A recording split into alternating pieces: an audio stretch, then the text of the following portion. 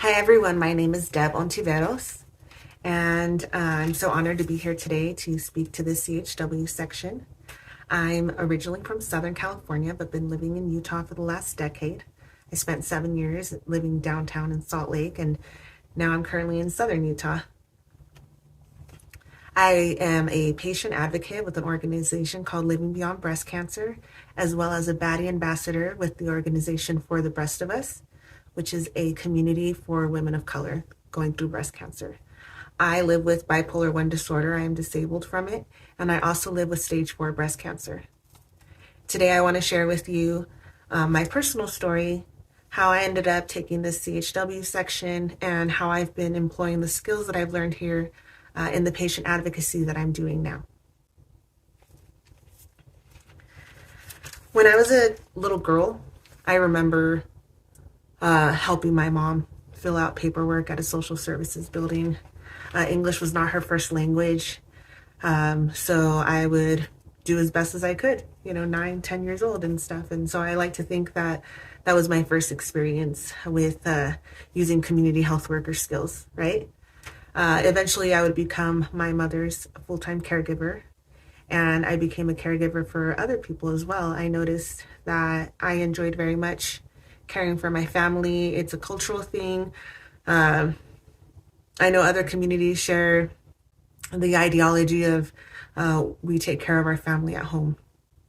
And that's what I did for my mother.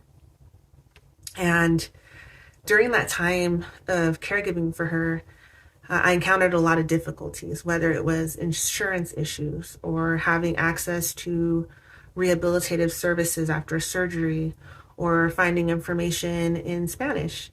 And at this time, this was in the mid 2000s, there was a lot of things that I had to do that was put on my plate. And I realized that I'm the one that can do this, right? These are skills that I've picked up along the way. And doing this type of advocacy for my mom so long ago, I had no idea that in the future I would end up taking a CHW course. Well, I continued to caregive for my mom for multiple years, and I decided to go to school to become an interpreter. And one of the things that I got certified in was to do medical interpreting because I saw that it was such a valuable skill. We need to have people in our communities that are able to help clients and patients who don't speak English as their first language get the correct information. And I learned a lot of things there that intersect with the community health worker skills that I've picked up. After my mother passed away, I moved to Utah and I began my own adventure out here with healthcare stuff. In 2016, I was a single mom of a 2-year-old, and I went to a doctor connected with the U of U Healthcare to get a lump checked out of my right breast. And I was scared, single mom, so I was very busy. I didn't have time for this. I was living in the city and just trying to take care of my baby. But I knew that it was important to go in and get this checked out. Well, at that appointment, I was made to feel very small. I felt that I wasn't being taken serious. I was told that I'm too young to have cancer. I have no history of cancer in my family, which, side note, I'm adopted, so they wouldn't really know that until they did the genetic testing. And I was told I was too young to have cancer. And at that time, I didn't know how to use my voice yet or how to advocate for myself. And I didn't have anyone else to really show me or tell me, what kind of things I should look for in regards to breast cancer screening, signs and symptoms, things that I could have been educated on. When I went to the WIC to get WIC or any of these agencies, it would have been nice to talk to someone that had the experience that I was going through. Consequently, I was misdiagnosed with a clogged milk duct because I was still breastfeeding. And I took that doctor's word for it, that that's what it was. And I didn't advocate for myself. I didn't ask for additional screenings. And in retrospect, I still kind of beat myself up over that, even though I know it wasn't my fault. Because 2 years later, I was done breastfeeding. And I now had a 4-year-old. And I was actively involved in my community. I was doing a lot of volunteer work. It was very fulfilling. It was a nice balance to, having to struggle with mental illness and struggle as a single mom with the baby. I had a nice little balance going. I was feeling pretty good about life. And then I went in because I noticed that this lump had not gone away. And this time, I was taken seriously. This time, I had a female doctor, and that made me feel more comfortable. And I think that's something we need to remember, that patients and clients might not say that need, but it might be a need. They might feel more comfortable for whatever reason with a different doctor. This doctor immediately took my concerns seriously. I had a mammogram the very next day at Huntsman, and I knew it was bad because they asked me to stay after the mammogram. And I was really scared. My child was at Head Start. I was going to need to pick her up at 4 o'clock. How could I possibly stay for a biopsy? Because that's what they wanted me to do. And so I did. My best friend was able to help me. She did the work, helped me out, because that's what we do in our communities. Went and picked up my child while I went through this procedure that I wasn't even prepared for. At the end of the week, I was diagnosed with breast cancer, and a month later, after advocating for myself to get extra screening and scans and waiting to see an oncologist, I was diagnosed with stage 4 breast cancer. The breast cancer had spread. And I have had to manage my feelings about being misdiagnosed and then later being diagnosed with late stage. During my initial breast cancer treatments, I realize now, thanks to the training that I've gone through, that there were things that I was not offered that were offered to other clients and patients. And I know now with the skills that I've learned that I could have really used someone like myself, an advocate, a community health worker, a patient advocate, a nurse navigator, to give me the information that I need, to give me more resources. There were a lot of things, some disparities happening here, and I noticed it was happening with other people. And a personal experience that I had was feeling very different at the cancer center. Yes, I am young, and no one looked like me. And I have different ideology, a different religion. I speak a different language. And these were moments that I noticed along my journey where I really needed extra support and I wasn't being given these resources. After I was done with the beginning of my treatment, because I am on infinite treatment, that's what stage 4 means. There is no cure for the breast cancer that I have, but I'm doing okay right now. I get infusions every 3 weeks. And now I know how to advocate for myself and get what I need. From that experience, I remember discussing with my partner, having moved from downtown to southern Utah, I wanted to start working in the communities that I live in.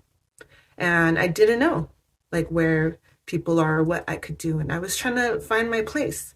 And so he and I saw that they were going to offer the community health worker class at SUU, and we decided to sign up for it. And we looked at the description of the class and we realized hey, we can add this to all the education we already have, to all the skills that we have, and we can apply this to the community that we care about, our community. We want to be able to help lift them up and get the resources that they need. And everything from mutual aid to finding housing, to getting resources, for Medicaid, whatever they need, right? Because that's what we're here for. We all care about people and we want to help people. And regardless of whether you're here for personal reasons or professional reasons, I think that we do have that in common. This love, this wanting to care for our community and help them out. After I took the CHW course and I did a supplemental study on the breast cancer, it led me to become more curious. I decided that I wanted to have the idea of finding out about mammograms and breast cancer screening and breast cancer education, because the truth of the matter is I didn't know all the signs, and I would have benefited from having someone tell me, or there being an advocate at a local office to share this information with me, to tell me what the warning signs are for breast cancer. Maybe I could have gone in sooner. And so I decided I need to be the advocate that I needed for other people. And this pushed me to look for different organizations that help women specifically young women with their breast cancer journey. And then also, I looked for a community that was for women of color. And I was able to find both. So the first organization that I got involved with is called Living Beyond Breast Cancer. And I'm giving you two resources right now. If you know anyone going through breast cancer or you want to talk about it in your own community. Living Beyond Breast Cancer had a young advocate program, or they have a young advocate program, and I applied for it last year, and I was able to put down on there that, hey, I'm a medical interpreter, I have experience as a caregiver, and I'm also a patient. So patient to patient advocate. I have these CHW skills. I have this certification saying, hey, I completed this education here. And they said that was one of the reasons why they accepted me into the program. So my CHW skills led me to educating myself more about breast cancer, and I learned so much. And so now I'm in my current year serving as a young advocate with this organization. And then along the way, I met other advocates, other patient advocates that were doing the work for their communities. And I started learning about disparities in healthcare. And I decided this is another way that I can use these CHW skills that I have, outreach, figuring out what the needs are in my community. And something I noticed is that in the Latino communities, we don't talk about very serious medical needs. It's a very private thing. We don't know why. This is something we've talked about, stigma and stuff. And it got me to thinking back to when I was in the hospital, where I was needing resources and not seeing anyone that looked like me.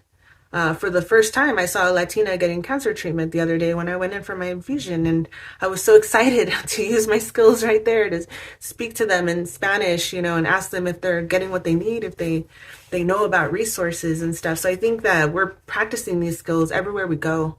And if you're active in your community, you know that you probably have been doing this for a long time, like myself. I feel very honored to be able to use these CHW skills in these breast cancer communities. And I found community online. And I want to talk a little bit about digital advocacy, because we all know about going out there and getting out there and helping our communities and finding the community fairs, which is something I'm going to do in my local community. But there are people that are disabled like myself that maybe can't leave the house so much, but there are ways to apply these CHW skills digitally. I like to call it digital advocacy, because a lot of what I do, the outreach that I do, is online. I've joined breast cancer groups. I see what people need. I recommend them Living Beyond Breast Cancer. Or, hey, you're a woman of color. You have a unique experience. Why don't you check out For the Breast of Us? This is a great organization. It's specifically for the breast of us. And then I was able to collect more resources. And so I'm kind of doing this on my own as a volunteer, because I have this time, because I am sick with cancer, but I could still utilize these skills, and it brings a lot of meaning to my life.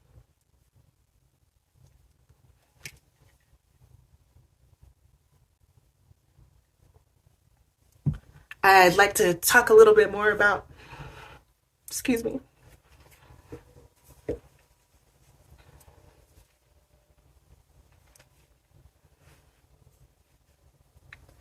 I'd like to talk a little bit more about the CHW skills that I use the most, and especially locally in my community. When I first moved to Iron County, no one reached out to me at the local cancer center about resources and stuff. I had to find them myself, and I found a group called Power and Pink, Iron County, and actually they're pretty amazing, and they're doing good work out here. And so I decided, hey, I'm going to let them know, that I have these skills, that I do these things, because I want to help the people in this community that I live in right now. I want to find them. I want to find the people of color that are going through cancer and might need some additional support. I want to be able to utilize these skills in this volunteer way, and let them know about these things that I know. And there is going to be a fundraiser in the spring, and I'm going to table at that fundraiser, and I'm going to have all my information from these organizations, and I'm going to be providing these resources. And that's just one way. Outreach, advocacy, something I've learned, and I think it's so important, it doesn't matter who you are, is that when you are in the healthcare system, not all doctors are right. Not all diagnoses are correct. We are our best advocates. We need to advocate for ourselves, because we're not going to be offered all the things, especially if you're from a marginalized community. Unfortunately, we have to do a little bit more work, and we have to speak up for people who might not know about this. I want to go out in my community and find the people that are going through these experiences and be that bridge. We know that that's what we are. We're liaisons. We're a bridge to connect clients, friends, community members to these resources. Scope of practice is a very important skill. I'm not a therapist. I'm not a doctor. I can provide support to someone who's recently diagnosed with breast cancer. I can help them understand their diagnosis because I've educated myself and gone through additional training for this.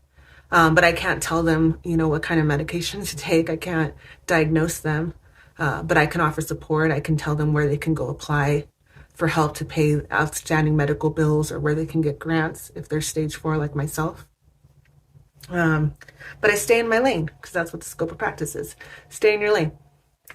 I've talked a little bit about advocacy already, speaking up for our community members, speaking up if you are doing this job professionally, if you're seeing something that doesn't seem right, if something seems culturally insensitive or you notice a patient or client is not receiving all the resources that they could use, step in and speak up for them.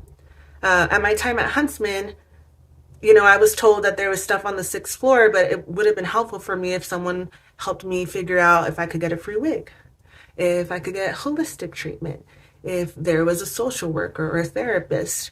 Luckily, I had my own therapist to help me through this experience that I'm going through. And I think that I'd like to bring up intersectionality because it's important. We're going to find clients with different things going on. There might be a language barrier along with they have a need for housing. And I think we need to be sensitive to that. If you speak the language of the member of your community, it might make them more comfortable with telling you what's going on, and you can help them set these goals or help them with whatever they need, whether it be a ride to an appointment or help filling out a form or getting education on, diabetes or general health, or breast cancer prevention, whatever. Outreach is about finding the needs in your community. I just want to touch on that again. If you're living in Salt Lake and stuff, you know that there are a lot of people doing outreach right now to help the unsheltered people and stuff. And so you could find places in your community to use these skills that you're picking up. You might be doing them already. And I know when we talk about intersectionality, it's not necessarily good or bad. It's not a woke word. It's just what we're doing, right? There's also intersectionality in our work that we do. Some of you might be nurses. Some of you might already work in the medical field. Some of you might be interpreters like myself who then pick up and do CHW stuff. So, these skills intersect. And we can use it to advocate for our clients and our community and our friends. And I don't know. I think that's it for right now. I'm looking forward to any questions. Thank you for your time, for allowing me to share a little bit about myself, about what I've been going through, why I took the CHW section, how I'm applying these skills in the advocacy work that I'm doing. Again, I would like to mention the 2 resources that I'm giving you today, Living Beyond Breast Cancer. They meet people where they're at on their breast cancer journey. And for the rest of us, it's a wonderful organization that I volunteer with that helps marginalized communities, women and people of color going through breast cancer. I hope that I'm able to answer any questions or comments that you have. Thanks again so much for having me today. Good luck on your CHW journey.